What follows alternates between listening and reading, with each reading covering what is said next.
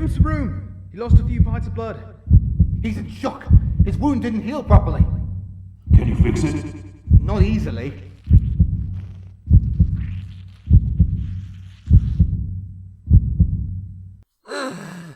Calm down. You're alright. Aemil woke in a bedroll, blood-stained. Kellan sat on a stool next to him smoking his pipe, also very blood-stained. How long was I asleep? Maybe 2 hours. Something doesn't feel right. Sarin wanted to talk to you when you woke up. I'll go find him.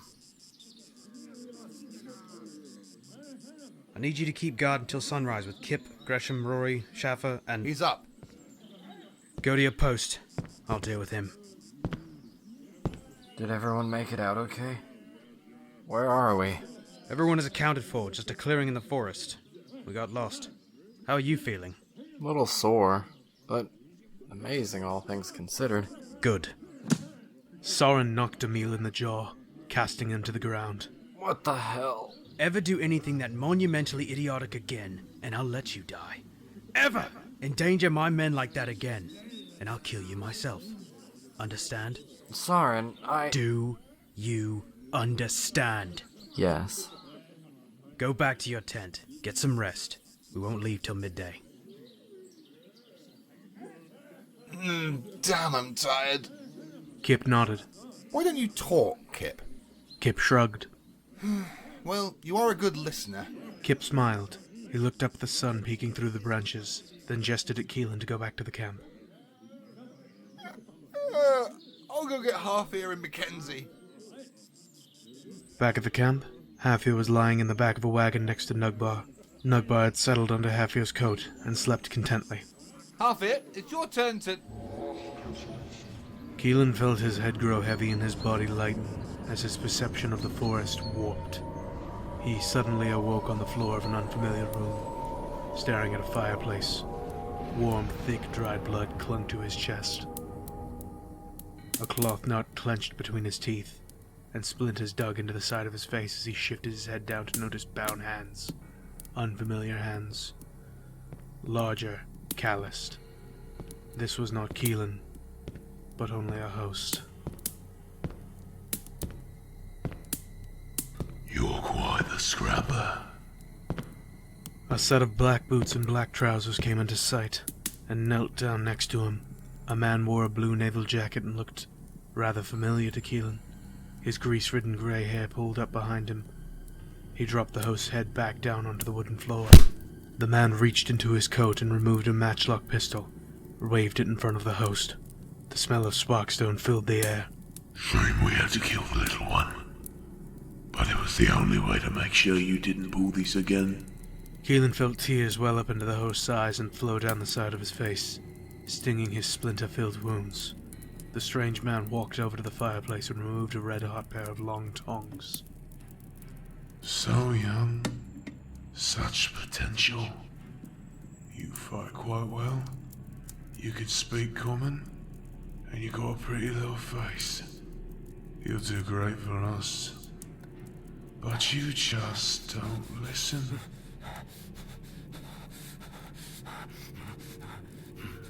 You will listen. The strange man clamped the red-hot tongs onto the host's right ear and dragged the host across the splintered wood. Kellan felt himself grow lighter again, as his sight warped back to the cart.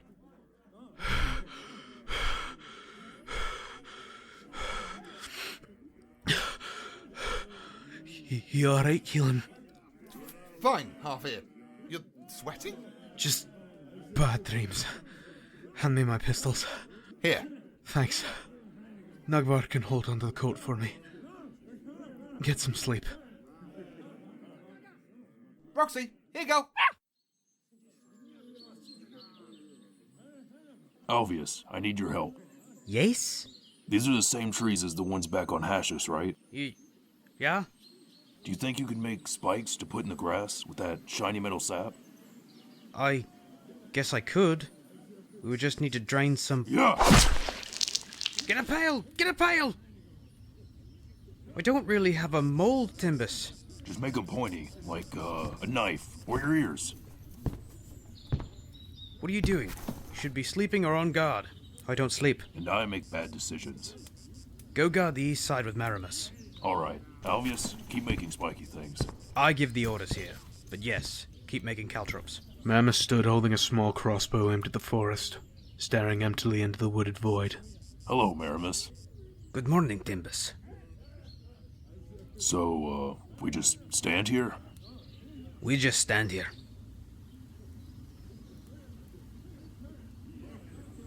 You've been doing this for a while, right? Since you were 14? See, 32 years. Damn. Dispeni guard, artillery. They had a 14-year-old firing cannons? Loading them. I'm deaf in my left ear because of it. Oh, I've never been to Tispin.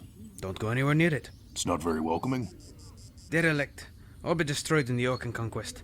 Oh, We were supposed to guard Fort La Piedra de Adoro in the city of Oasis. The city surrounded the fort. Once the wall fell, the people of Oasis were helpless. We weren't allowed to leave the fort. Stand guard until we fall. La Piedra de Adoro was a very well-built fort, and they surrounded us. So the Oakenry soldiers gathered up all the women and children. 3 days. They covered the girls in pitch, set them ablaze, fed boys to their dogs, took the little ones and cast them into the side of the fortress wall until nothing but blood remained. We ran out of Polvara in the siege, but we weren't allowed down from the post, so we had to watch the empty cannons. My commanding officer, Louis de Cordoba, opened his wrist with a shaving razor on the morning of the 4th day. We opened the gates, and they only killed half of us. shit. I'm so sorry. I just needed to say that. Just, damn. How do you live that down? You just live, I guess. What about your life? Well, we were used as servants for years afterwards, let free to wander aimlessly across Karmask. I was a bodyguard for a village blacksmith. Apprenticed to the town hunter, taught me how to use this thing.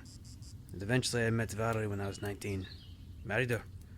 Bought her a home, had Brandon, Aurora, Gabriel, and Estella. Now I work as a mercenary.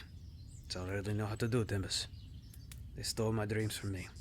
And when I met Valerie, I got them back. That and your booze, right? I only drink when I'm away from home, before I'm working. If I'm not with her, I feel like I'm right back up on that wall.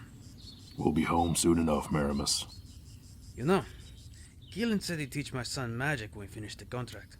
Or at least get him into Falkro. Hey, that's something to look forward to. Mm-hmm. I can't wait to see the look on his face when I tell him. What are you doing after this contract? I haven't really thought about it. Going back home?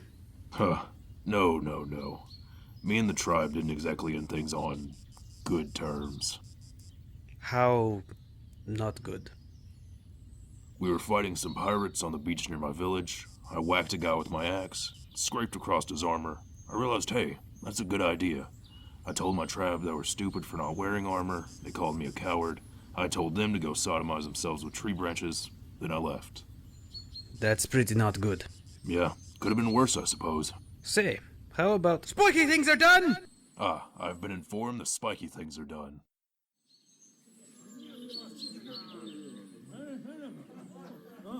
All right, Mackenzie, Ludwig, Half-ear, Colin, Hartford, take these caltrops and paste them around the border of the camp. Leave distance between them. Blend them in. Sarin noticed Aemil standing over a pail of water, washing dirt from his face. Feeling better? It'll be a great scar. A jagged tear clung to the left side of Aemil's abdomen. I apologize for my brashness, but I stand by my statement. I see. Try to stay out of trouble.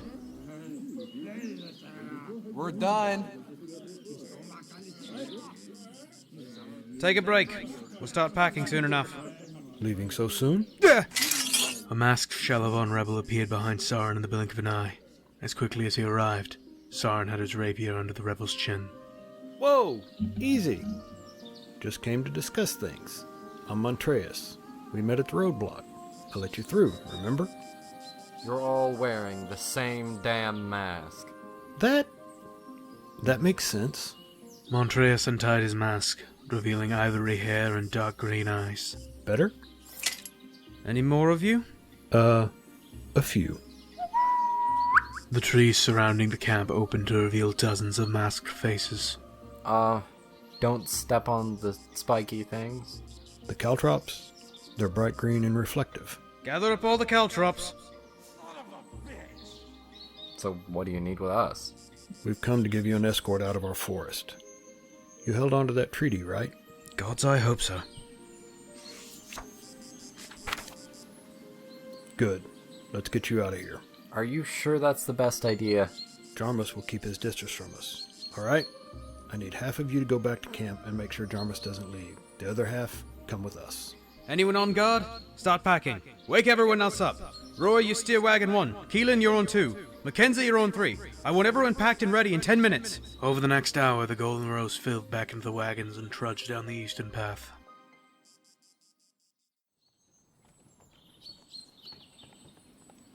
How far are we?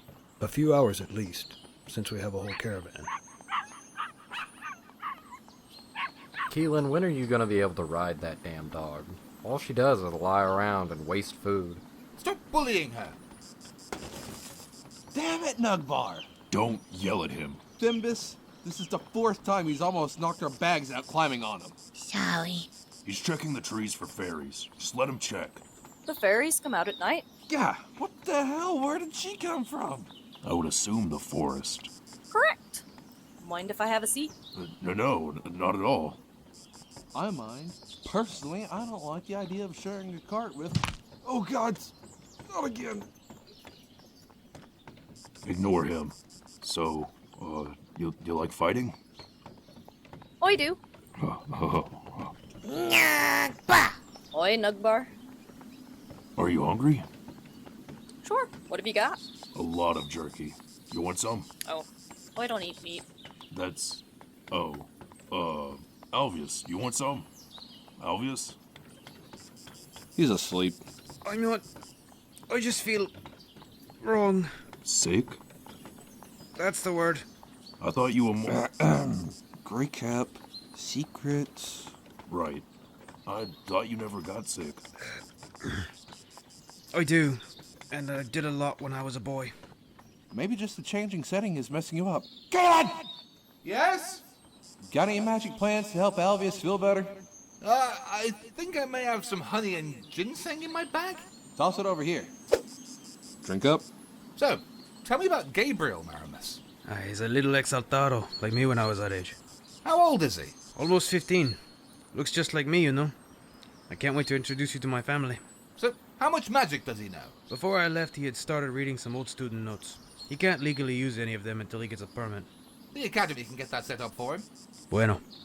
So, I know conjuration. I have a friend that teaches transmutation at Felcro, actually, and I studied right under Gildan Valkyrie, so I could probably get him into... An arrow sunk into the side of Keelan's carriage. Any class. Stop! Now! Halt! What happened? I think someone tried to attack us. Let me see. It's definitely one of our arrows. If they wanted to kill you, one of you would have at least been hit. We need to keep moving. Form up! I want shields next to riflemen and archers. Everyone make room for the rebels to climb up. Keep your eyes locked on the trees. Anyone close quarters up from carriage 1. I want 2 men guarding Alvius. Kellan, have your spellbook open and start reading. We'll need some spells ready. Sarin, I don't know how to fight. Learn to hold a damn shield. Move it! Now! Let's see. Acid splash, chill touch, bonfire. Come on. I'd like to think you'd have those organized by now. I'd like to think you could shut your damn mouth for 10 minutes. You have another spellbook back here, amigo. That's not a... Is that a spell book? I don't know, I can barely read the thing. So... Edea wasn't it? Yep. And you are? Shit. Call me Alvius. Nice to meet you, Alvius. So what kind of flowers are these? Asters. And those? Chrysanthemums. And those white ones? Those are daisies. I like those the best. Go get a few of them. Bring them back to me. Okay. Alvius, get back in the... Sarin looked up into the forest sky. A dozen masked elves stared back down at them. Jarmus dropped from the sky and landed in front of the caravan. 10 more elves wandered from the darkened forest and stood around him. Hands up. Shit! Let us by, Jarmus. Might I ask what you're doing? Piled up into carts with the half-bred army? The treaty has been signed. We're getting our peace. Our peace? This is your peace. Stand down. No. We can win this. We can't keep fighting. We don't need to. I have a plan. Jarmus. That boy. He's an immortal. I know it. Find a spell. Gotta find a spell. We take him, we ransom him back. And they pay us back for all they've taken. You're not touching him. Want me to gut you again, half-breed? Jarmus. Fine then. Die with them. Shields up! A rain of arrows fell from the trees, caught by the shields above the carts. I'm alive! For Nugbar! Shoot back! Jarmus, don't. Traitor! Jarmus ran a curved dagger across Montraeus' chest. Back off. Thimbis ran up to Jarmus, axe clutched in hand, knocking him to the ground. Take care of him! The rebels surrounded Thimbis, swords drawn. Thimbis sliced through the rebels with ease. 3 of the 9 fell in one strike. Thimbis, keep doing that! Kill the orc! Jarmus ran up to the forest emerald sky as the rebels descended upon Thimbis. Aemil, Kellan and I will keep them away from the wagons. You help Thimbis. Manus Cicero! Thimbis was consumed into the horde of masked elves, slashing into his armor and flesh. They've got Thimbis surrounded. I can't get to him. Cast a spell! Which one? Anyone! I've got one, but it's very dangerous, and Thimbis might be... Just cast it, you pansy. Hold still! Aemil reached out his hand, and a pillar of light sprung from the ground, illuminating Thimbis and the rebels. Thimbis, don't move. I can't anyway. White flame sprung from the beam, consuming the rebels in a cylinder of fire, until nothing but charred, ashen skin remained of them. Run!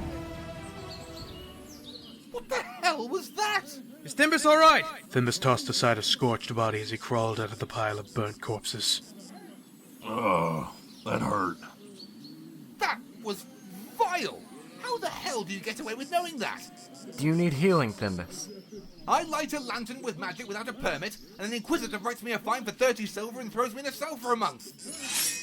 Half-breed bastard! Look out. Jarmus flew from the trees, swords drawn, and lunged towards Aemil.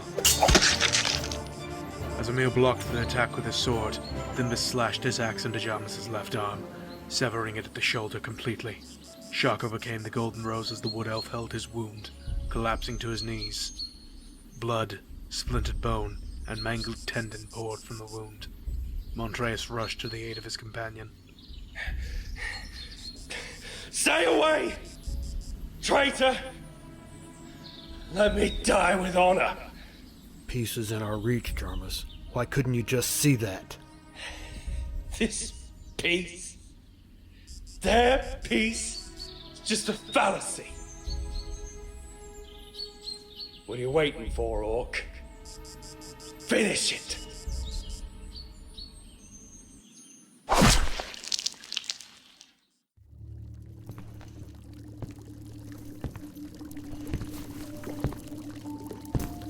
Your Majesty, I'm afraid I have some troubling news. Go on. The mercenaries have not returned, nor sent a scout warning us of any delays. Do you believe them dead? Or worse, Your Majesty. Very well. Prepare the men. Sire, can we not give them more time? No. We've already won this war. No use letting them carry on disrespecting us. Hi, I'm Barkley. I play Thimbis. Nazaria is based on a homebrew Dungeons & Dragons game created by Soup, who portrays the narrator, Nugbar and Half-ear. Kellan was created by Moose and portrayed by Kit Harrison. Sarin, Alvius, and Marimus were portrayed by Kellison Forrester. Aemil, portrayed by Clark the Bear Angel. Colin and Oaktooth, portrayed by Ryan J. Crowder. And Jarmus, portrayed by Idiom Malicious. Along with Montraeus Everflow, portrayed by Cykotron. Draemus Everflow, portrayed by Angelo Cerna. We'll have the artist link in the description, and the ambience sound effects, and the ambience and sound effects supplied by Syrinscape, along with background music supplied by Dark Fantasy Studio.